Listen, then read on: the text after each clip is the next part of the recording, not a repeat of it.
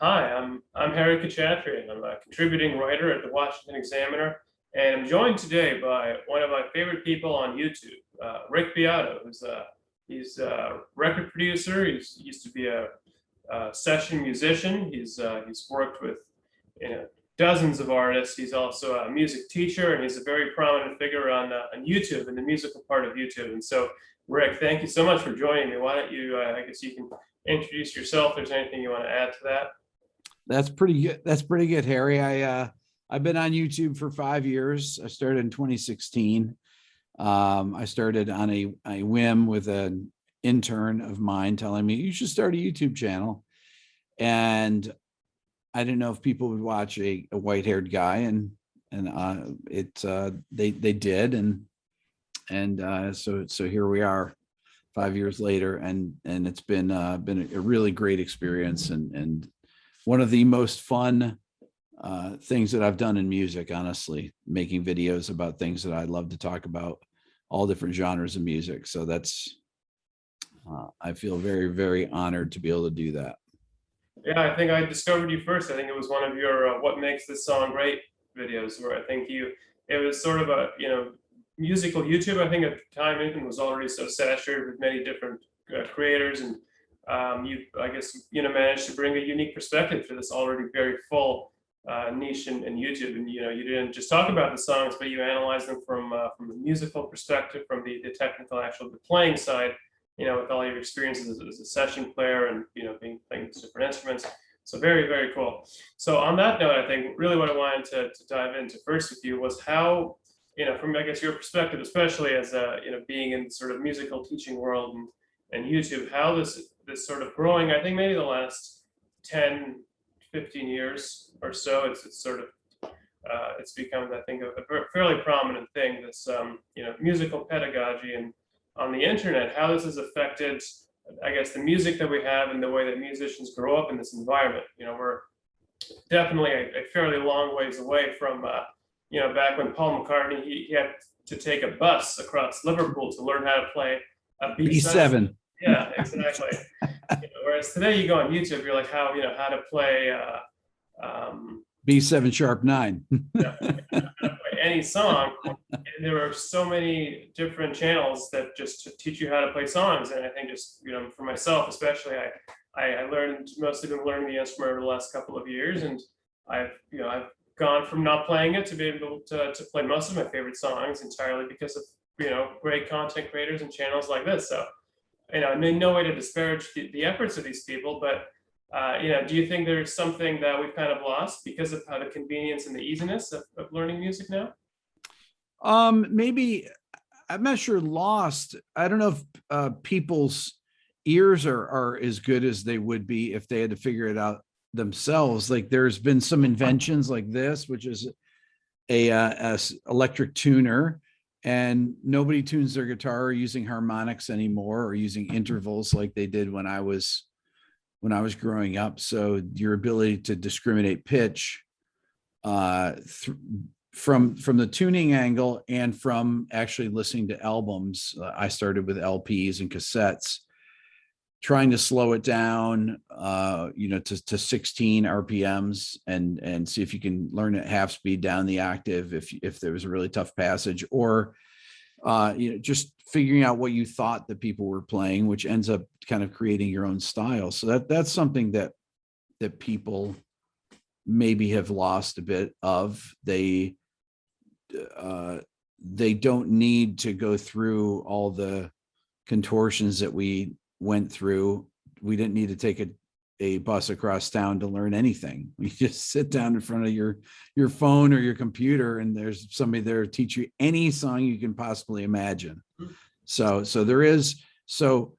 people's ears may not be as good as they were, but the technical abilities of some of the young players on every instrument is really astounding. It's pretty amazing. And do you think, I guess on that note, as far as of not having that very honed ear from having to figure stuff out on your own, do you think it would affect your ability as a creative artist, from a songwriting perspective? If you learn everything just specifically, here's how to do it. You don't go through the process of, listening to the record. You're just slowing it down to find the positions on the neck of the guitar or the piano. Does it, have you, yeah, I guess, is it harder for you to find your own sound and to kind of. So it's interesting. Typically when people go to learn a song on YouTube, that's pretty much where people go to learn songs, is YouTube. YouTube is a learning platform. It's not a social media platform. It's a learning platform. If I want to fix my hot water heater, I go to YouTube. So if I have a thing that goes in my car, some light goes off, I go to YouTube and do that. Yeah, there's a social media aspect to that, but most of the people I know, especially in music, go to YouTube to learn how to play things. So typically you go to the video that has the most views. If you're going to learn a song, right, there'll be 25 videos, but one video will be at the top that has 1 million views to play whatever it is. So people are learning whatever that person teaches, wherever they teach it, even if it's in the wrong tuning and not played correctly. Although typically most of the ones that rise to the top are the ones that are the best performances that are done properly. Yep. So people are learning how to play things exactly. And when I learned things, I always played things where I thought that people would have played them. And invariably, this is how I developed my style, is through this trial and error. And then you see somebody play it a different way. You're like, wow, that's how you play it. Oh, that's interesting. Then you incorporate that into your playing. So then I would have 10 different ways of playing everything. This is kind of how I would say how I learned the guitar neck in particular really well, is because I learned to play so many songs incorrectly. And then when I learned them the right way, it really developed my knowledge of the fingerboard. Along with when you're exploring a song and trying to figure it out and you make 100 mistakes before you find the right chord changes or the right line, you come up with other alternate ideas that are kind of like that may lead you off into a different area where you say, oh, this sounds cool. And then you start developing a song and you forget that you were trying to figure out something. So that part of it is that's one aspect. The other aspect is that in guitar, a lot of people are using modeling gear because it's easy, and they digital modeling, which are I'm not using real amplifiers, for example, if they play electric guitar, and they use the same algorithms if they get the same gear. So people don't develop their own sounds by finding their effects pedals and changing out speakers and things like that. I interviewed Brian May recently, and he and his dad built the guitar that he's played forever. And that's the only guitar he plays. And it has a unique sound. And some of the decisions they made were really incredible. And that led to his style. And the lack of diversity in through playing, everybody playing everything the same way, everybody using the same algorithms for their tones, you start to get a lot of people that sound similar. So that's one possible drawback with it. But man, I mean, this is the golden age of possibilities as far as music. Yeah, I guess that, to that at the same time, although it does maybe homogenize the sound, but it makes it, anyone in their bedroom can kind of replicate the tone, or at least be close to it, if like a JCM 800 giant Marshall stack, without having to spend thousands of dollars and going deaf. And dragging it from across town to your house. And so yeah, I mean, it's definitely it's hard to argue with the pluses and minuses of it. Although, Harry, I have a JCM 800 about 10 feet from me here, and I actually put the wheels on it. They do come with wheels and it's my only cabinet here that I have the wheels put on it. And I realized, wow, that makes it a lot easier to move it around the studio. So, well, I guess I think on that note, on the broader theme of technology, I kind of wanted to pick your brain a little bit about the delivery of music in general, and how over maybe the last 10 or 15 years, we've seen a great decline, and almost death of the radio platform in general. I think it's still, once or twice you have it, you have FM radio in your car you listen to, but for the most part, as far as the its presence in the culture and how it influences what we listen to, it's really, I think, been taken over by the streaming platforms. I think Spotify seems to be the most prevalent one. I think Apple Music is up there, and so I guess I was wondering if, from a musician's perspective, if you had any insights or ideas on how does this kind of change the way that music becomes sort of, which artists or bands become part of the sort of cultural kind of the mainstay of the culture, right? If it's getting discovered via Spotify now versus trying to get played on the radio, basically. It's really interesting. I think a lot about this. There's an incredible convenience about Spotify or Apple Music. I have both on my phone. I probably have other streaming platforms. I have Amazon. If you have Amazon Prime, you have Amazon Music. So you have multiple ways of listening to music, or YouTube. And when people used to go to radio stations on Mondays, and they'd have their Monday meeting with all the record labels, they'd go and sit in line, they sit in the lounge, and one person would go in at a time. The Sony person would go in, then the Atlantic music person would go in, and each week they'd say, can you up the spins on this? Or here we have this new artist that we want you to play. And the radio stations prior to 1996 had a lot more autonomy on what to play. There was a station that was here called 99X, an alternative music station that a dear friend of mine, Leslie Fram, used to program. And she would play things that she liked. She would play unsigned bands, and then they would get record deals. And she developed a lot of artists. And then when the big corporations, Clear Channel and Cumulus, started to take over and buying up all the radio stations, you started to get homogenized playlists. But the thing that radio brought was the program directors or those big corporations were kind of the I don't know if they were the curators, but they controlled what people heard. And now it's people that work at Spotify that do it, so. But people are free to go and browse anything on Spotify. In some ways, it's leveled the playing field. I noticed that I did a video recently where I talked about Spotify monthly listeners, and Queen has 37 million monthly listeners, which is a tremendous amount, twice as many as Led Zeppelin, 13 million more than the Beatles, and more than Beyonce, and more than Adele. And Spotify and these streaming platforms have leveled the playing field, whereas people can put these things on a playlist and listen to anything.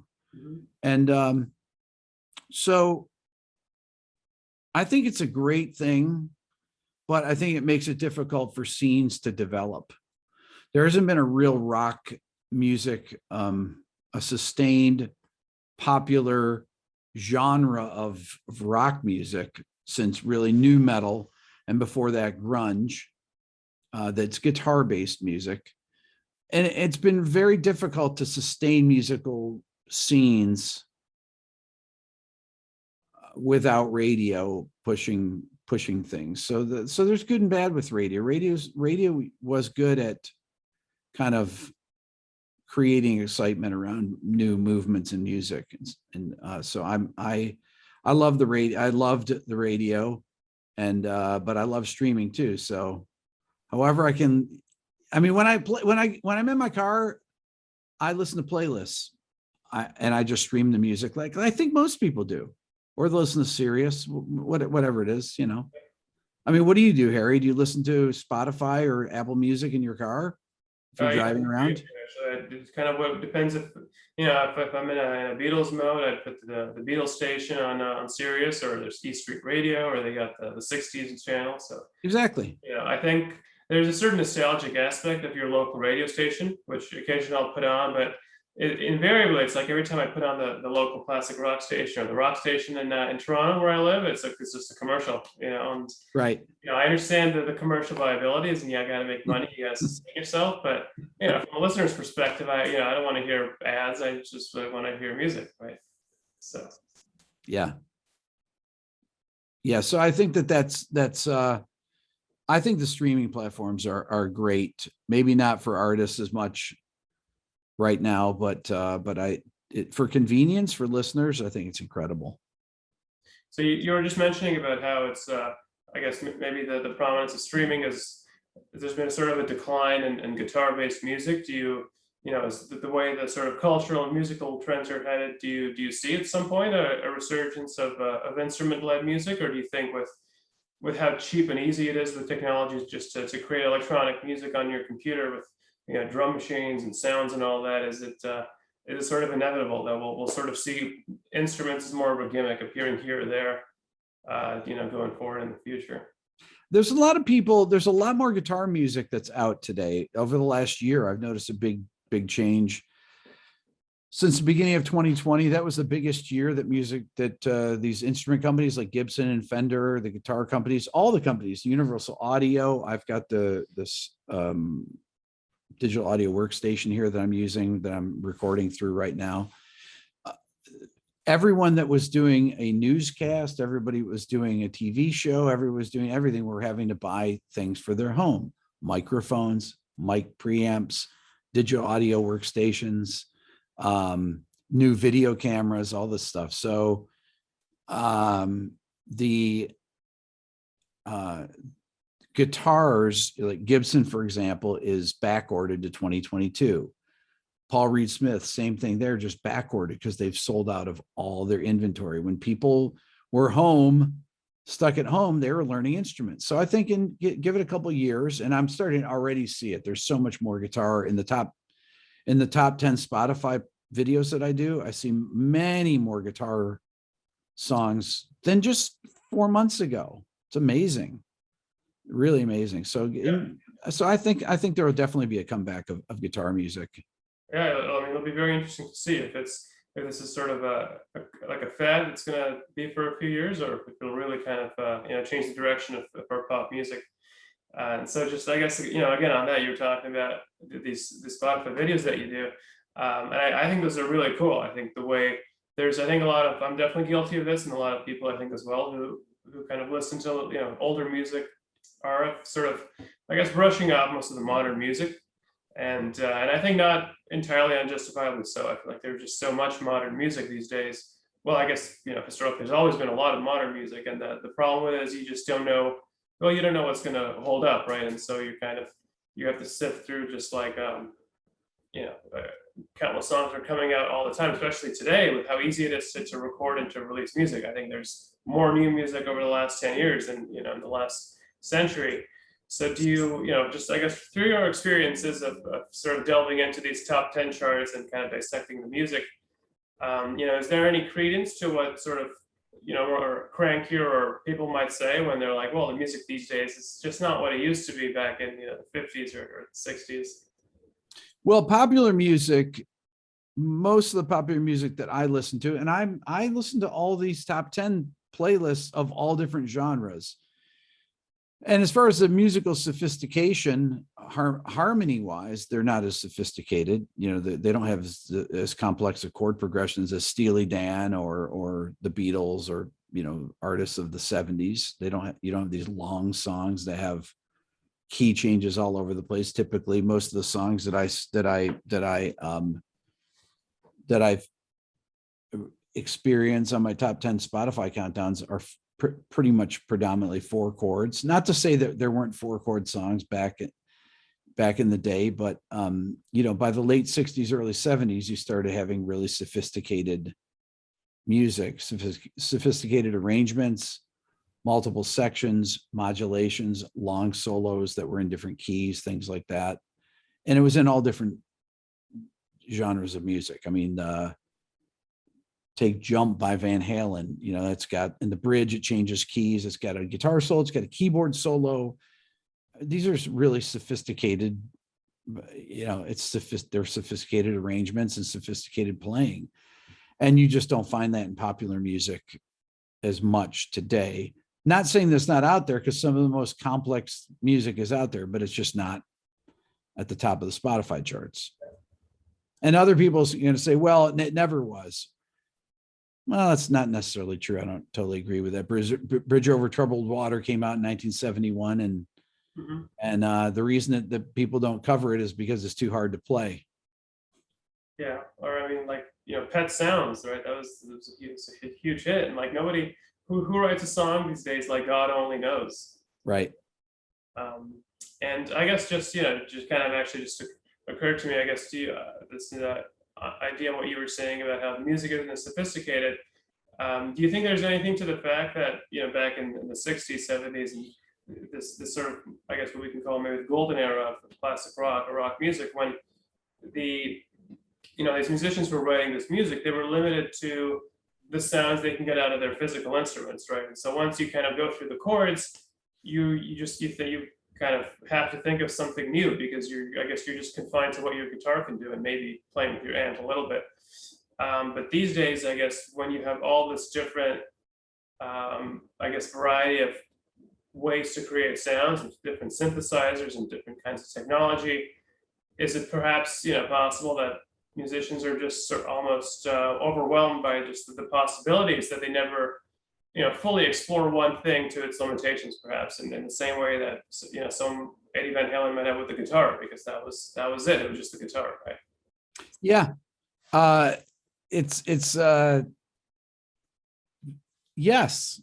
Yeah. When sometimes I open these keyboard, you don't even have keyboards. We do. They have their own internal sounds, but now you have plugins that will have a million parameters and thousands of presets, and you could spend all day just looking for a sound to come up with just for one part or to be inspired by. And back when I was starting and playing the guitar, you had your guitar and we had a couple foot pedals there because there weren't very many out in the 70s. And so then it was like, well, maybe I can find some new kind of chord shapes. I'll put some open strings in there, and then you're discovering a whole new vocabulary of things to write songs with. So that's when you start to get more sophisticated individual guitar parts, and because you just don't have, because you actually have to create it with a physical instrument, like you're saying.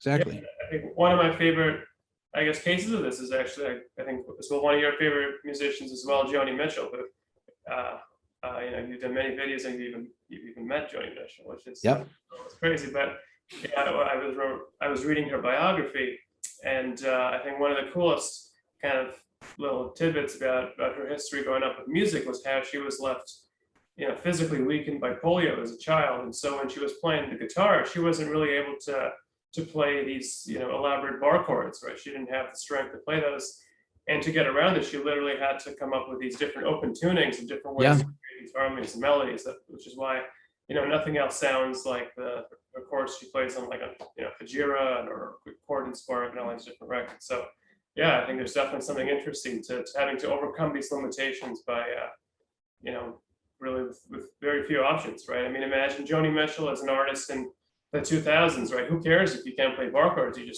pick up a synthesizer and although, Harry, I think Joni would have come up with something great anyway. No, that's true. I think there's certainly. I agree. I totally agree, 100%. And I asked her when I had dinner with her, I said, how do you keep track of all your tunings? And she said, well, I have a book with them all, but I pretty much have a guitar for particular songs, and I just have always left in those tunings.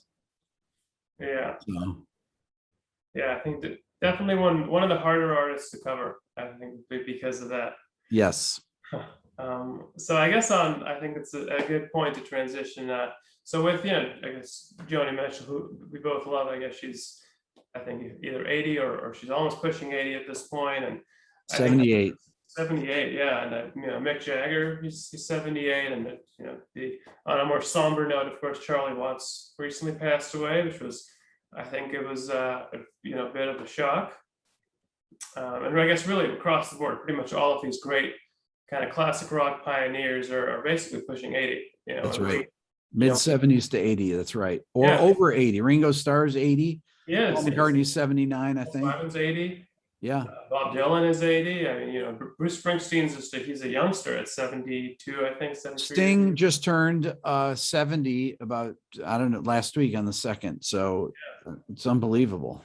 So I think, as far as, I guess we all like to joke about how we have to really think about what kind of world we want to leave behind for Keith Richards. But, very seriously, though, I think we really have maybe another decade, perhaps, of this era.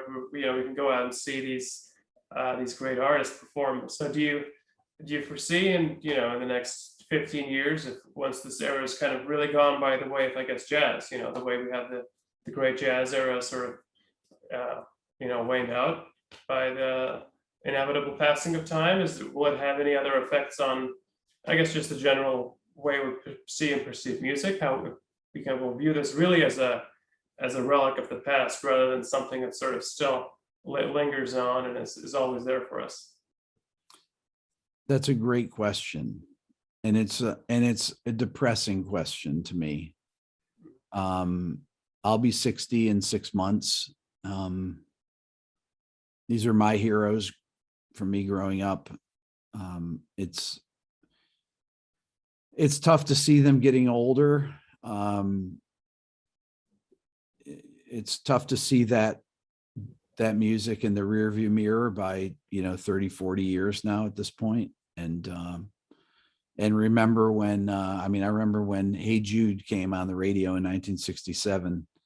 Here's a new song by the Beatles, Hey Jude. I remember some guys working at this convenience store near my house, and they had an AM radio outside, and I hear Hey Jude for the first time. And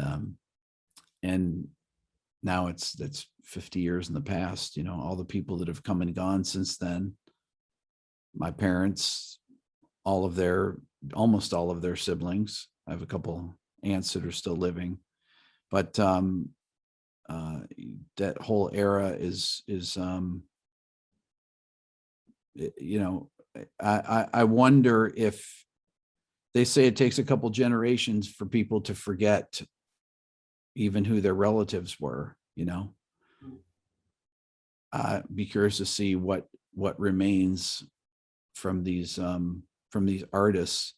The difference is, unlike Bach, Beethoven, Mozart, there is no definitive recordings of theirs because we don't have their performances of their pieces. We have no Bach playing the Well-Tempered Clavier to compare it to Glenn Gould, but we do have the definitive recording of Pet Sounds or of Sgt. Pepper's or of, Are You Experienced or of Dark Side of the Moon. We have the definitive sounds, Kind of Blue, the definitive recordings of the artists playing these. So how does that change? How does that change music historically? I don't know. I'm curious to see. I got mad. I read an article. A guy wrote something for NBC. It was just an op-ed piece, and it was an online NBC affiliate or something. And he said Paul Simon. Yeah, Paul Simon was going to be forgotten within 200 years. But he didn't just say Paul Simon. He said Joni Mitchell, Neil Young. Right. I think he says presumably we'll only remember Bob Dylan, but everyone Bob else. Dylan and the Beatles. Yeah. And I thought, what? You don't know who people are going to remember in 200 years, because 200 years ago, nobody knew who Johann Sebastian Bach was. Yeah.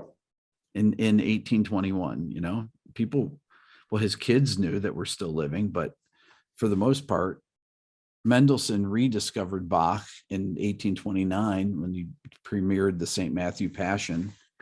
And then people started looking at his catalog again. And then, now he's one of the most recorded artists and revered as probably the greatest composer of all time. So you don't know what's going to happen 200 years from now. There might be somebody that's alive now that becomes incredibly famous in the future. That's just a minor character at this point. So, I don't like those. I don't like to try and predict the future like that. I've been kind of curious if in the future I guess the whole cover band concept will go from being more of a gimmick to sort of a more maybe established genre, because I talk about this with my classical music friend all the time, actually, with how, I guess as you said, there is no definitive recording of, like, Chopin, his preludes or his piano concertos, or any of these romantic era or Baroque artists. And so, when you're an aspiring classical pianist, you don't, I guess there's a few exceptions. Some people become, composers, but for the most part, you're touring, you're playing like Rachmaninoff piano concerto. They're cover artists. Yeah. I mean, obviously there's a whole different, depth and complexity to the music compared to, playing pop music. But yeah, I think maybe not in 20 years, but let's say 50, 70 years down the road, if, playing the Beatles will just be like a thing. Well, there'll be like someone who's just a famous Beatles cover artist, because, I guess we have the definitive recordings, but I guess experiencing it in a live setting will just be sort of a different experience. There probably will. That's really interesting to think about. Good topic for a video there, Harry. I like that. That's a great thought experiment. And it's probably, I bet that's will be the case. Because I mean, it seems almost inevitable, I guess. Yeah. There will be people that are Beatles interpreters. They're like that are interpreters, right? Yeah. Yeah, exactly. Wow. That's cool. I like that. I think it seems like, I guess, to quote one of the great Seinfeld episodes, I think it's always good to go out on a high note. So I think, thanks for this conversation, Rick. I think, we pretty much, mostly what I wanted to talk about really was how technology and music and how it's, shaped and developed. And yeah, so if you have any closing statements, anything you want to put out there. Well, I appreciate you having me on today, Harry. That was ending on a high note and giving me an idea for a video was really good. It's my pleasure.